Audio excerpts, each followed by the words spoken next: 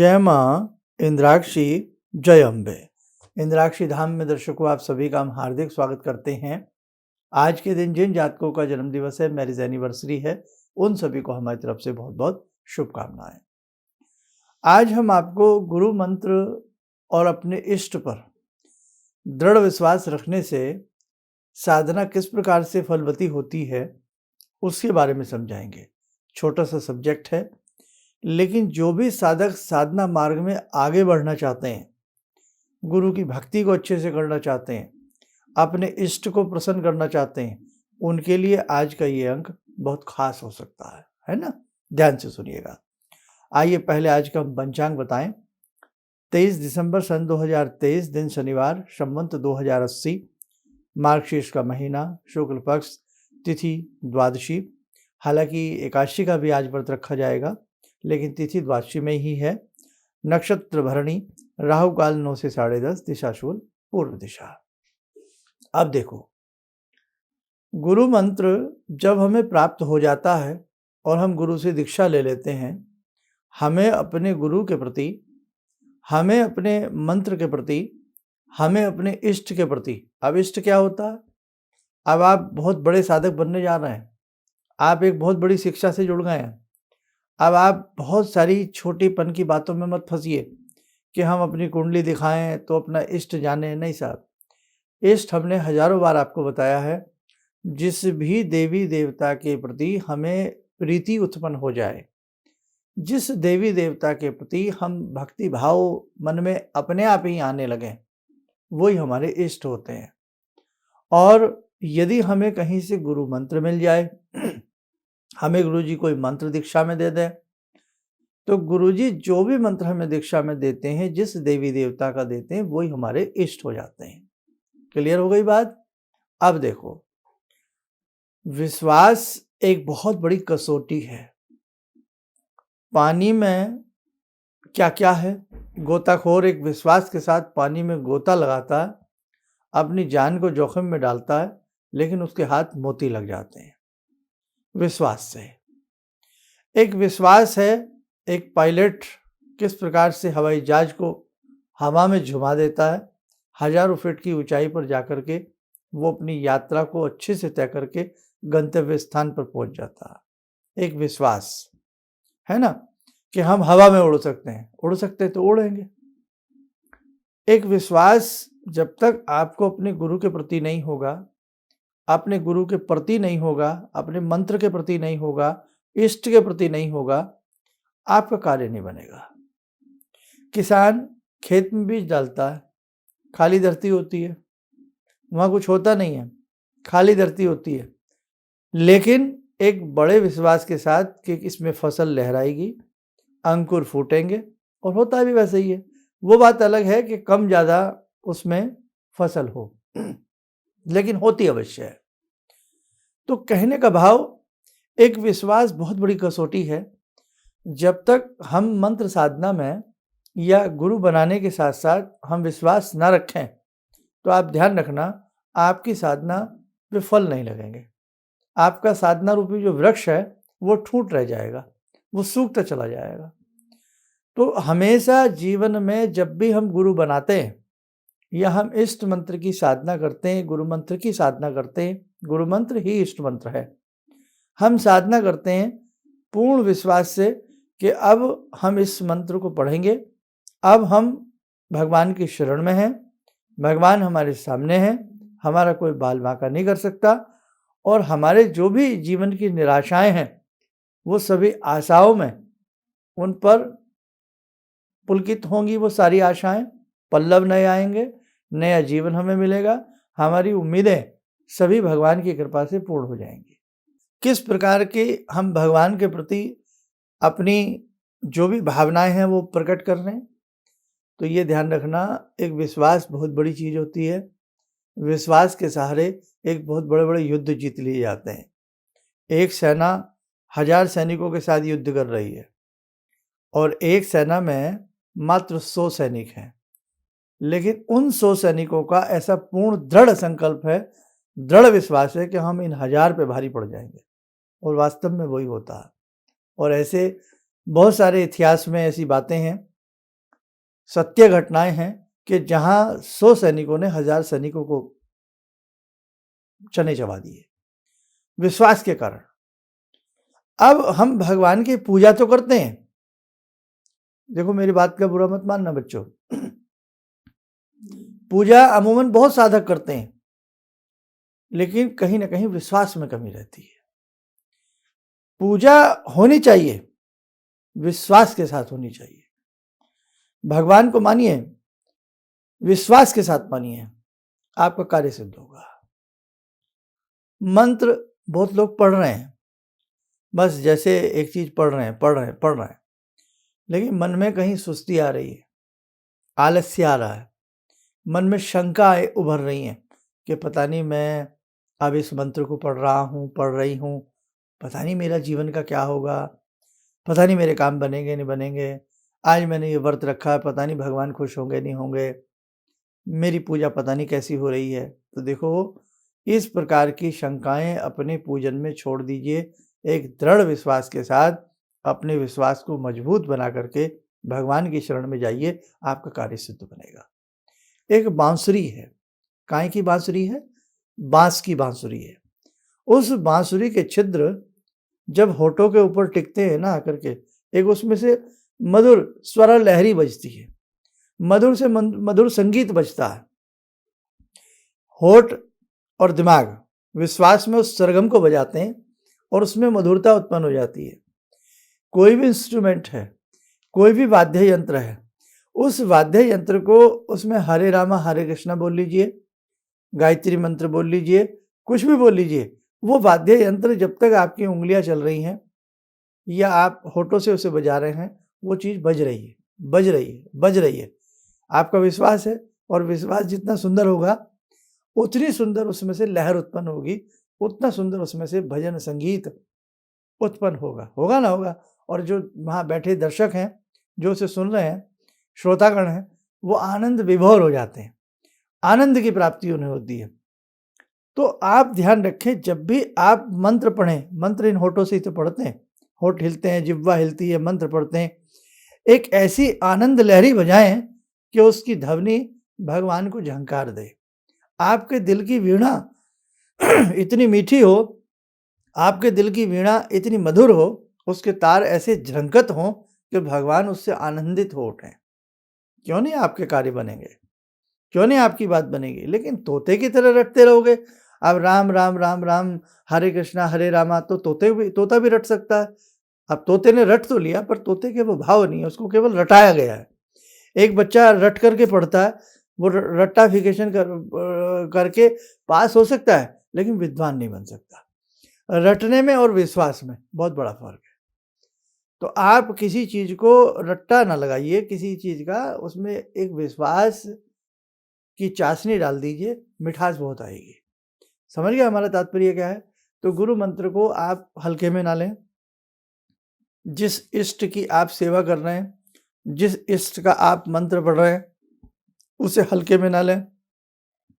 विशाल हृदय के साथ, विशाल भावनाओं के साथ, विशाल आकांक्षाओं के साथ, विशाल श्रद्धा के साथ आप उसे पढ़ेंगे, कार्य सिद्ध होगा। आप खींचने लगोगे भगवान की तरफ, भगवान आपकी तरफ खींचने लगेंगे, भगवान आपकी तरफ खींचने लगेंगे, आप भगवान की तरफ खींचने लगेंगे, आनंद आ जाएगा।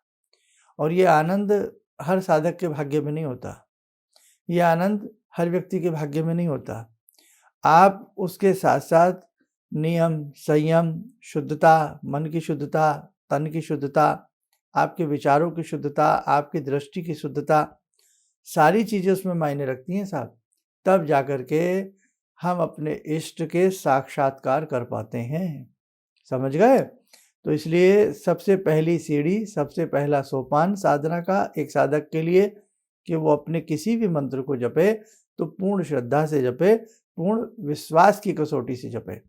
कई बार वक्त बड़ा बुरा आ जाता है, हम पूजा कर रहे हैं, हम पाठ कर रहे हैं और हमारे नुकसान होने लगते हैं। हम भक्ति कर रहे हैं, हम भावना कर रहे हैं, हमारे ऊपर आपदाओं के पहाड़ टूटने पड़ते हैं। तो कई बार हम सोच लेते हैं कि अरे साहब, हम तो जब से पूजा कर रहे हैं बड़े परेशान हो गए, हमने तो गुरु मंत्र क्या ले लिया साहब, हम तो परेशान हो गए, हमने ये व्रत क्या रख लिया, हम तो परेशान हो गए, हमसे कहीं गलती तो नहीं हो गई, भगवान हमसे नाराज़ तो नहीं हो गए, हमारी साधना में कोई त्रुटि तो नहीं है, या ये सब चीज़ें बेकार की तो नहीं है। अविश्वास जहाँ आने लगेगा तो आपकी भक्ति में भी आपको ऊब आने लगेगी। इसलिए ध्यान रखें, जब साधनाओं में कठिनाई का दौर आता है, आपकी परीक्षाओं का दौर आता है, आपके जीवन में संकट बढ़ने लगते हैं, तो समझ जाना बहुत तेज़ी से भगवान आपके कष्टों को दूर कर रहे हैं और बस अच्छा समय आने वाला है। बस उस समय एक और दृढ़ता के साथ अपने आप को मजबूती का अंजाम दे करके अपनी साधना को बढ़ाओ। मैं आपको अपने जीवन का एक अनुभव देता हूँ, देना भी चाहिए, हमसे ही आप लोग सीखेंगे। जीवन में क्या हमारी समस्याएँ नहीं आती? क्या जीवन में हम परेशान नहीं होते? क्या जो घटनाएँ आपके जीवन में सुख-दुःख की घटती हैं, हमारे नहीं घटती? घटती हैं साहब।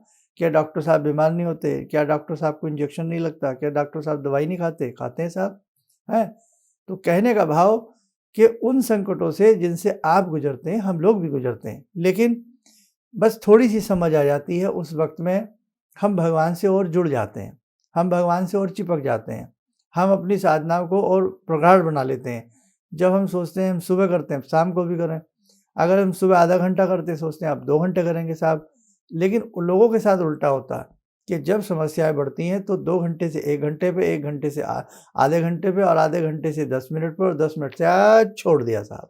बस अब छोड़ दिया हमने, अब तो छोड़ो यार, कुछ नहीं रखा इन सब चीज़ों में। ऐसा बहुत लोग करते हैं। तो देखो, मैंने अनुभव किया है कि जब हमारे जीवन में समस्याएँ आई हैं, हमने उस भक्ति को बढ़ाया है।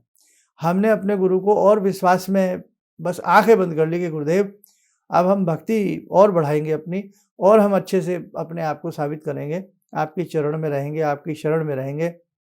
हे जगदम्बा, हम और अच्छे से आपको मानेंगे और हमें फल भी मिला है। मैं अपना अनुभव बता रहा हूँ आपको। लेकिन ऐसा नहीं हुआ कभी कि हमने किसी संकट में अपनी साधनाओं को छोड़ दिया, हमने बढ़ाया अपनी साधना को। हमारे गुरुदेव लिखते हैं और गुरुदेव बताते हैं कि जब गुरुदेव के गुरु ने उनको कोई भी निर्देशन दिया, गुरुदेव ने उस निर्देशन को बहुत सुंदरता के साथ सहर्ष स्वीकार करके अपनी साधना को बढ़ाया। और वास्तव में आज गुरुदेव क्या हैं, किसी को बताने की आवश्यकता नहीं है। गुरुदेव, गुरुदेव हैं आज। तो इसलिए बेटा, जीवन में ये कठिनाइयाँ तो आती रहती हैं, जीवन में ये सुख-दुःख तो आते रहते हैं। लेकिन आप अपने विश्वास की डोर को मत तोड़ना, और रहीमन धागा प्रेम का मत तोड़े चटकार, सुना है ना? है ना? टूटे जुड़े से ना जुड़े, जुड़े तो फिर गाँठ पड़ जाए, वो वाली बात। तो फिर वो बात नहीं रहती है। फिर आपको आदत पड़ जाएगी, ज़रा-सी समस्या आई नहीं और आपने पूजा छोड़ी नहीं, ज़रा-सी घबराहट हुई नहीं, आपने भक्ति छोड़ी नहीं। और आपके जो कुटिल ग्रह हैं ना, वो तो चाहते हैं कि आप भक्ति मत करो। जो हमारा खराब वक़्त है, बुरा वक़्त है, वो तो हमें चाहेगा ना कि हम बेकार ही हो जाएँ। हमें हमें वो धूलित करने के लिए आया, हमें वो मिट्टी में मिलाने के लिए बुरा वक़्त आया। लेकिन यही तो गुरु मंत्र है कि उस बुरे वक़्त में, उस युद्ध में गुरु की शक्ति और गुरु का मंत्र एक ढाल बन जाता है, एक कवच बन जाता है। इसलिए जीवन में ध्यान रखना, तुम्हें कोई कितना भी बहकाए, तुम्हें कोई कितना भी तुम्हारे मन को खराब करने की कोशिश करे, अपनी निरंतर चाल पर चलते रहना, आपको सफलता मिलेगी, आपकी मंजिल आपको मिल जाएगी। ऐसे भी बहुत लोग हैं, अरे तुमने क्या गुरु मंत्र ले लिया, अरे तुमने क्या ये अपनी जान को आफत डाल ली, अरे तुम किस मंत्र को पढ़ने लगे, अरे तुम क्यों व्रत करते हो, हम तुम्हें बड़ा शॉर्टकट रास्ता बताते हैं, अभी तुम्हारे लिए ताबीज़ बनाते हैं, तुम्हें ताबीज़ बना देते हैं, या तुम एक काम करो, ऐसा कर लो, वैसा कर लो। भैया, जब 2-2 घंटे भक्ति करके हम परेशानियों में घिरे रहे हैं, 2-2 साल, 3-3 साल, 10-10 साल भक्ति करके परेशानियों में घिरे रहे हैं, ऐसा संसार में कोई ताबीज़ नहीं बना है, ऐसा कोई रतन नहीं बना है जिसे पहनते ही हम भाग्यशाली बन जाएँ। ध्यान रखना हमारी बात। हमारा बुरा वक़्त है, हमारा प्रारब्ध है, वो हमें काटना पड़ेगा। तो अच्छे से मेरी बात को समझा करो। चलो, अब यहीं पर हम भगवती से आपको जोड़ते हैं। आइए जुड़ते हैं आज की ध्यान साधना में जगत जननी भगवती जगदम्बा से। ॐ सिन्दूरारुणविग्रहां त्रिनयनां माणिक्यमूलस्फुरात् स्तारानायकशेखरं स्मितमुखी भापेन वाक्षोरुवां पाणिभ्यामलपूर्णरत्नचषकां रत्नोत्परां बिभ्रति सौम्यां रत्नघटस्थरक्तचरणां ध्यायेत् पराम् अम्बिकां खड्गं चक्रगदेषु चापपरिगान् शूलम्बुशोण्डिं शिरा शङ्खं समदधतीं करे स्त्रीनयनां सर्वाङ्गभूषावृतां नीलासमद्युतिमास्य पाददशकां सेवे महाकालिकां यामास्तो स्वपितैहरो कमलजो हन्तुं मधुं कैटवम् विद्युद्दामसमप्रभां मृगपते स्कन्दस्थितां भीषणां कन्याविहकरवालखेटविलसा धस्ताविरासेवितां हस्तैश्चक्रगदाशिखेटविशिखां चापं गुणं तर्जनीं विप्राणामलिलात्मिकां शशिधरां दुर्गां त्रिनेत्रां भजे। कवच बना लें, ध्यान करें भगवती का सौम्य रूप और उनका सौम्य शुभ आशीष हम सबके ऊपर बरस रहा है।